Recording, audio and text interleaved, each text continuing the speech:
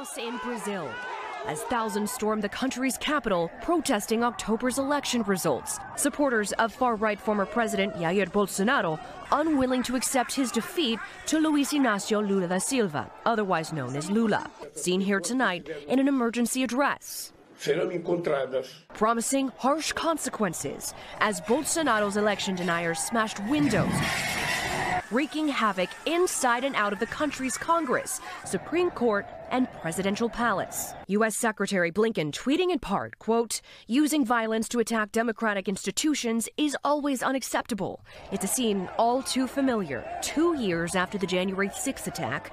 Only this time, Brazilian lawmakers largely weren't inside, and Brazil's new government is already in power, with Lula's inauguration just 1 week ago."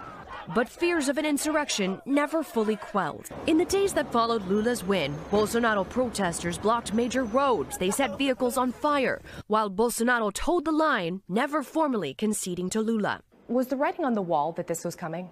I would say these events were tragic but unsurprising, unfortunately. And there's been a consistent climate of denial among the supporters of the defeated president.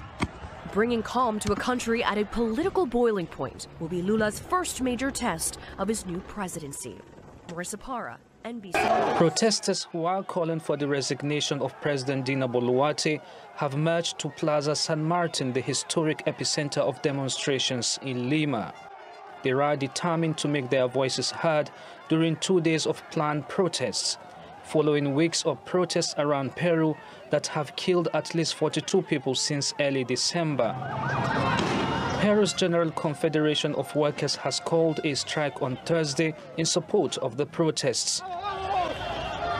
But Boluarte claims some union members have been blackmailed into joining the protests. In communities in the Andean regions, the sisters and brothers who go out to protest are being blackmailed. They are being coerced because they are told, if you don't go to march, we will ask you for a fee. If you don't go to march, we will cut off your water supply. And if you don't go to march, we will burn your house down.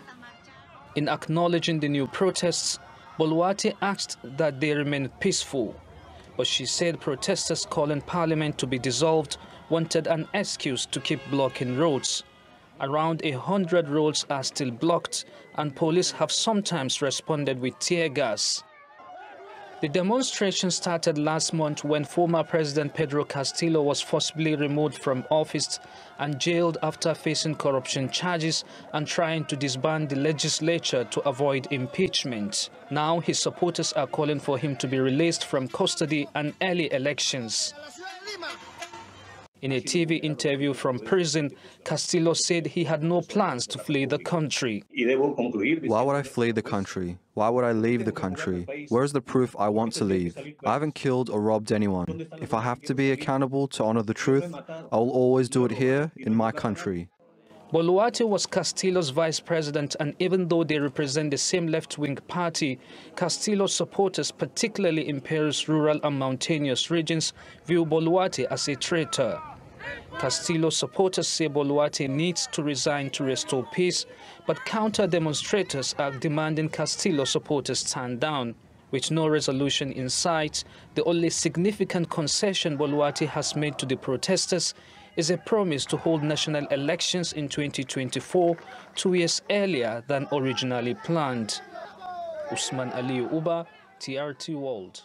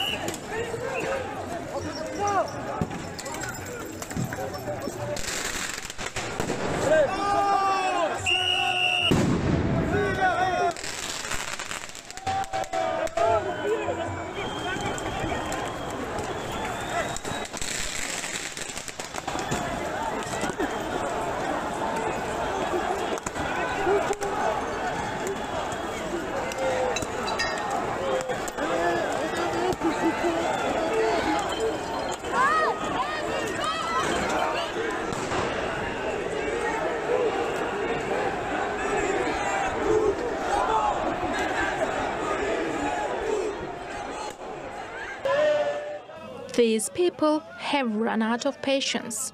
Despite the ban, protesters gathered in Goma demanding the March 23 movement, or M23 rebels, leave their country immediately.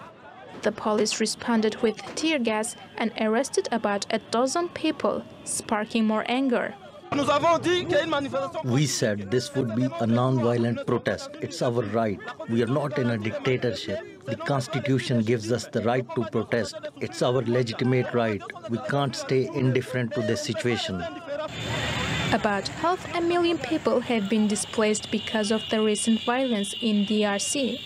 In November, East African regional leaders brokered a ceasefire and formed a joint military force to ease the unrest. But the public believes they have failed the task. We are asking East African community forces to leave the city and wage offensives where the M23 is. They want to divide our country just like the international community. We don't want them to be here as tourists. They should either go home or go to the front line against the enemy. They are even doing selfies with members of M23. We don't want them here anymore. According to the ceasefire deal, the Tutsi-led M23 rebels were supposed to pull out by mid-January, but the UN says the group seized new territory elsewhere. The rebel group says it's the Congolese authorities who are breaching the deal. And the protests in Goma are unlikely to end unless the withdrawal process is completed. Hilal Uzun, TRT World.